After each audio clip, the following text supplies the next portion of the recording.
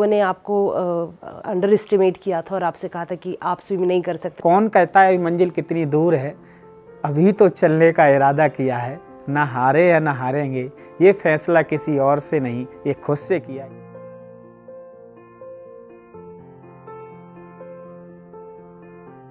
जिंदगी एक नदी के जैसी है, तैरना आ जाए तो आसान और अगर ना आए तो मुश्किलों में जान। नमस्कार, आप देख रहे हैं रूबरू जिंदगी विद राजकुमारी। आज हम आपको मिलवाने वाले हैं एक ऐसी शख्सियत से जिन्होंने बड़ी से बड़ी मुश्किलों को भी तैर कर पार कर दिखाया है, जिन्होंने अपनी इच्छा शक्ति के बल पर शारीरिक अक्षमताओं को भी हरा दिया है। ऐसे विशिष्ट व्यक्ति जिन्हें राष्ट्रीय पुरस्कार से सम्मानित किया गया है, तेनजिंग नोर्गे का ब्रेवरी अवार्ड भी मिला है। आइए मिलते हैं सत्येन सिंह लोहिया जी। नमस्कार सत्येन जी, बहुत बहुत स्वागत है आपका रूबरू जिंदगी में। थैंक यू सो मच, आपके शब्दों का बहुत बहुत शुक्रिया, धन्यवाद। सत्येन जी, ज़िंदगी में बहुत सारी मुश्किलें आपने आई और काफ़ी मुश्किलों से आपने ये सफ़र शुरू किया। थोड़ा सा हम फ्लैशबैक में जाना चाहेंगे कि कैसे आपका ज़िंदगी का ये सफ़र शुरू हुआ और आपने कैसे ये इच्छा शक्ति बनाई, कैसे ये ख्वाब देखा, कैसे ये सपना देखा कि आप एक तैराक बनेंगे। मेरा कोई ऐसा कोई सपना नहीं था पहले से भी कि मैं इंटरनेशनल लेवल तक जाऊंगा। बस मेरा ये ख्वाब था कि जो समाज में, सोसाइटी में जिस बच्चे को कोई प्रॉब्लम क्रिएट होती है, पर्सन पे चैलेंज होता है, तो उसकी लाइफ पर एक और उसके फैमिली पर प्रेशर लगा देते हैं कि ये बर्थलेस हो गए, ये कुछ नहीं कर सकते। और ये मेरी प्रॉब्लम है। 70% जो अभी पर्सन पे चैलेंज हूँ, ये मेरी बाई बर्थ नहीं है। बर्थ के कुछ टाइम बाद, ऐसा 15 दिन के बाद कुछ बोतल ग्लूकोज का रिएक्शन हुआ, तो फिर वो हमें जब वो चीज़ दिखी नहीं उस टाइम, वर्ष के कुछ 10-12 ईयर्स के बाद वो चीज़ ज़्यादा इम्पैक्ट करने लगी, चलने में प्रॉब्लम होने लगी और सारी चीज़ें, मतलब हमारी फिजिकली जो एबिलिटी है उसको मतलब उसको काफ़ी इम्पैक्ट। हम सोचते थे हम उसको हिस्ट्री बताएं जो हमारे बारे में सोचे। जो गांव में एक कहावत है, उसे ही हमें अपना दर्द बताना चाहिए जिसके पास दवा हो। इसी बुलंद हौसलों के साथ मैंने अभी तक 8 नेशनल में पार्टिसिपेट किया और 25 से एबव मेडल अचीव किए अपने प्रदेश के लिए। 4 इंटरनेशनल मैंने पार्टिसिपेट किए, जिसमें सिडनी में गोल्ड मेडल है। और उसके बाद कैटलीना चैनल अपनी टीम के माध्यम से 2019 में क्रॉस किया। और उसके बाद मैंने अभी हाल ही में नॉर्दर्न आइलैंड में अपनी टीम के साथ 14 घंटे 39 मिनट्स में उसको नॉर्थ चैनल है, जो मैं उसके बारे में बताना चाहता हूँ। नॉर्थ चैनल ये नॉर्दर्न आइलैंड में है और स्कॉटलैंड के इसमें बीच में दूरी है 36 किलोमीटर। बहुत ठंडा पानी है, काफ़ी ठंडा है और लगता है कि नहीं अपन नहीं कर पाएंगे, और अपनी सोच के साथ वो चीज़ें हमने उसको फेस किया और आज हम इस सफलता पर पहुँचे। आपके माता पिता और आपकी जो पारिवारिक पृष्ठभूमि रही होगी, जब आप बड़े हो रहे होंगे, आप कॉलेज में, स्कूल में जाते होंगे, उस वक्त भी आपको चैलेंजेस तो आते होंगे, तब आप अपने आप को कैसे ओवरकम करते थे? काफ़ी चैलेंजेस हैं। एक पर्सन पे चैलेंज के लिए एक तो चैलेंज खुद बॉडी ही चैलेंज है, चलने में फिरने में। एक समाज की जो सोच है, सोसाइटी की सोच है, वो चैलेंज है।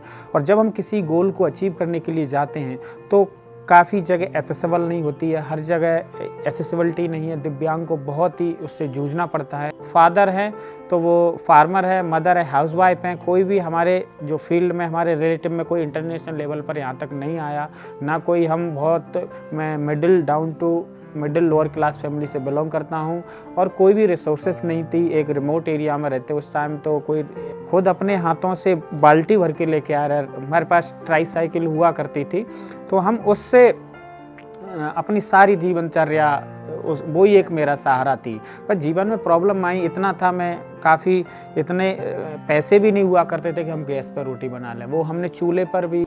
पर आपने गिव अप नहीं किया? गिव अप नहीं किया। जीवन का यही संघर्ष है। आपकी पत्नी का क्या सहयोग है अभी आपके इस साथ में?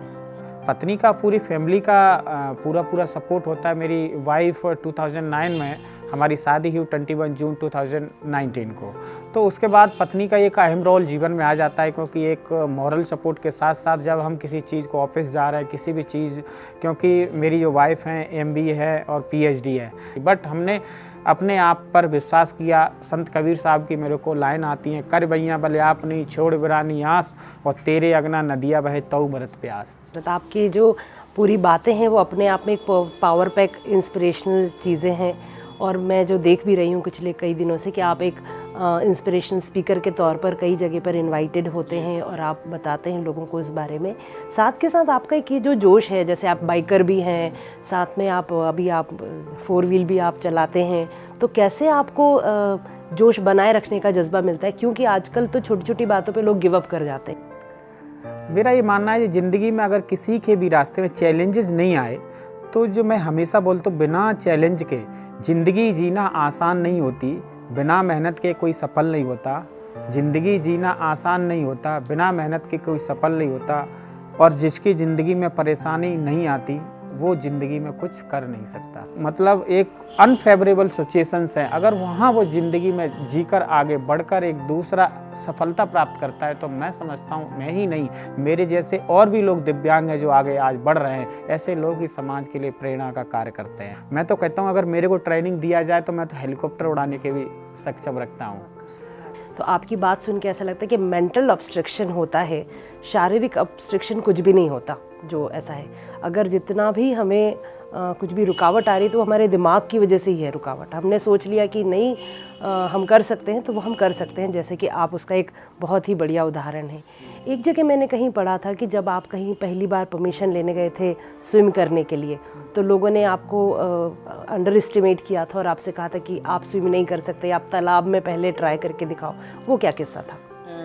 तो हमने सोचा इससे अपनी जो कैपेबिलिटी है उसको, पंखों को पूरी तरीके से लहराया जाए, हम कितनी ऊंचाई पर उड़ सकते हैं। तो फिर हमने सोचा इंग्लिश चैनल को ट्राई किया जाए। तो मैंने इसके लिए ट्राई किया, प्रिपरेशंस चालू कर दी इंग्लिश चैनल के लिए। अब उस समय बहुत ही मेरे पास, मैं 25 लाख वहाँ पर खर्चा आ रहा था लंदन में रहने का, बोट बुक करने का, मेरे पास 25,000 भी पैसा नहीं था। मैंने सोचा क्यों ना हम इसको करेंगे, लोग भी आएंगे, हम घर से निकलेंगे तो रास्ता भी मिलेगा। तो मैं अपना जो एक होता है स्पोर्ट डिपार्टमेंट में, मैं उसको पॉजिटिव लिया, मैंने कभी इस चीज़ को कभी भी नेगेटिव नहीं लिया। तो मैं सर के पास गया, डायरेक्टर सर के पास, तो मैंने बोला मैं इंग्लिश चैनल करना चाहता हूँ। तो वो चीज़ देखे, आप व्हील चेयर पर चल नहीं सकते हो, 1 किलोमीटर स्विमिंग कैसे करोगे, 36 किलोमीटर, तो मैं आपको सुसाइड के लिए पैसा नहीं दूंगा। तो वो हमने चैलेंज लिया, मैंने सर से कहा, निवेदन करके कहा, सर मैं अब जब आपकी ऑफिस में आऊँगा जब इंग्लिश चैनल हम करके आएंगे। तो फिर बोले कि आप भोपाल के तालाब में स्विमिंग करके सिखा दो।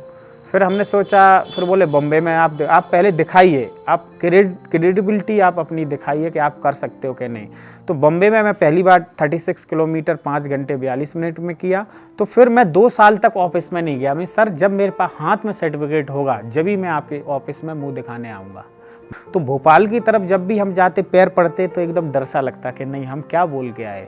तो मैंने अपनी टीम के साथ इंग्लिश चैनल को 23 जून 2018 को अपनी पैरा रिले की टीम के माध्यम से 12 आवर्स मैं उसको क्रॉस ही नहीं किया, एक एशियन रिकॉर्ड बनाया।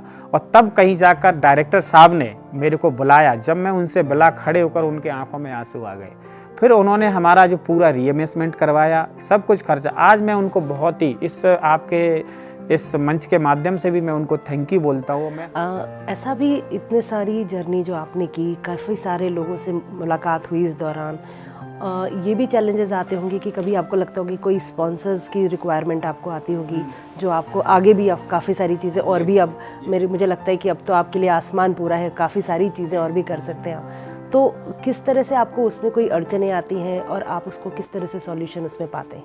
जब हम 2017 में इंग्लिश चैनल 18 के लिए ट्राई कर रहे थे तो हमने ट्राई, मेरा एक मोटो ट्राई करो जीवन में जितना, ये नहीं देखो हम एक जगह से फेल हुए तो डिप्रेस नहीं, हमारा नहीं हो सकता।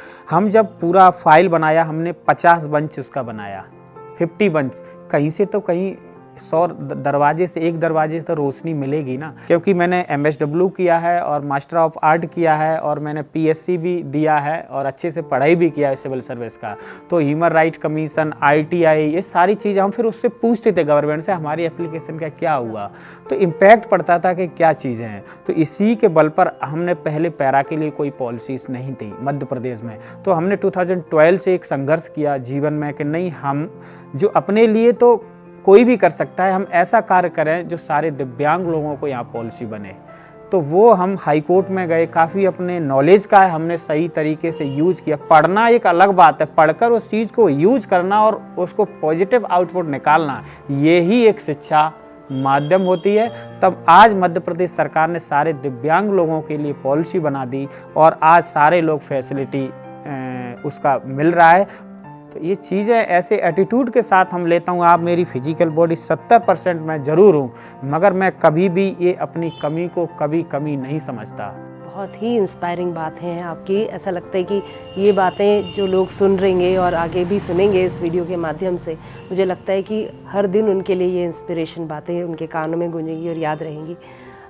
आप जब सत्तू के तौर पे आपको लोग जानते हैं, सत्तू से अब आज आप एक सेलिब्रिटी हैं। सत्येंद्र सिंह का जो सफ़र रहा है, you are a motivational speaker, आपको लोग बुलाते हैं, बहुत सम्मान मान और काफ़ी सारे अवार्ड्स आपको जो मिलते हैं।